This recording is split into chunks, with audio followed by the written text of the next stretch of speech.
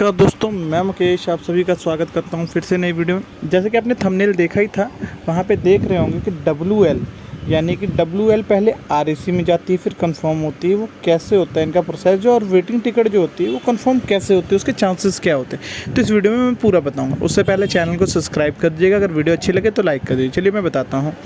जो WL होता है उसका फुल फॉर्म होती है वेटिंग लिस्ट। तो वेटिंग लिस्ट जब भी टिकट होती है तो सबसे ज़्यादा टेंशन ये हमें होती है कि हमारी टिकट कंफर्म होगी या नहीं होगी।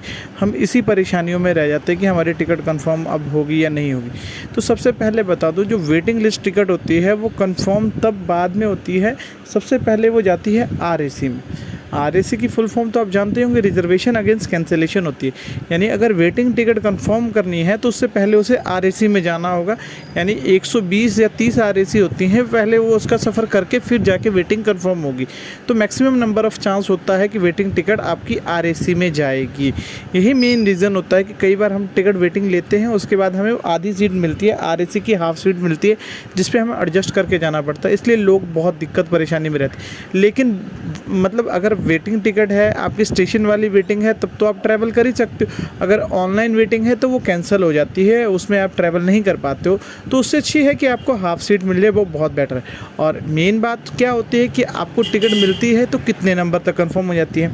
तो हर गाड़ियों का अलग अलग होता है। Maximum number of chance confirm होने का वेटिंग टिकट में जो होता है वो आपका 25 से 30 तक होता है, अगर 1 महीने का टाइम है तो।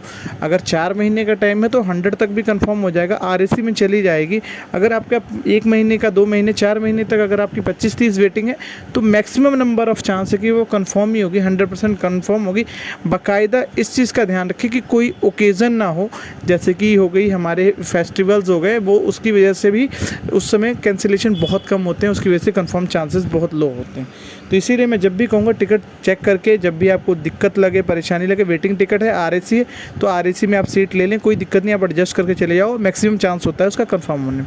तो जानकारी कैसी लगी हमें कमेंट में ज़रूर बताइएगा, और ऐसी वीडियोज़ के लिए चैनल को सब्सक्राइब कर दीजिएगा।